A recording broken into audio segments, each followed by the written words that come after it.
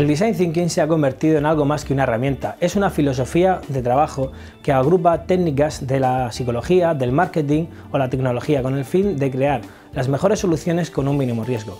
Esta metodología, que se puede aplicar a cualquier disciplina, tiene una serie de pasos que garantizan el éxito del proceso. El primero es la comprensión. Debemos comprender y entender qué se nos pide y para quién es.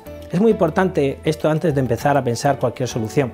Una vez comprendido, empatizaremos con el usuario, ponernos en su lugar, hacer lo que él hace, su día a día. Solo así nos ayudará a percibir las oportunidades de innovación.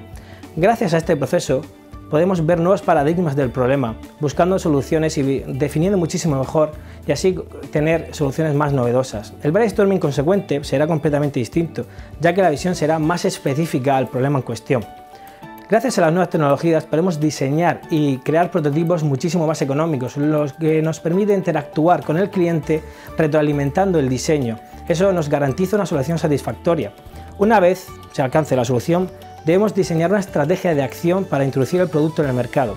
Implementaremos el producto y eso nos ayudará a visionar futuros problemas y, lo que es más importante, futuras mejoras. Todo este proceso, el Design Thinking, tiene como objetivo la solución holística de los problemas, teniendo en cuenta qué impacto tendrán nuestros actos sobre los recursos, el medio ambiente y sobre todo en la sociedad. Porque crear un producto que sea viable, que sea rentable y además sea deseado por el cliente es una cosa que no podemos dejar al azar.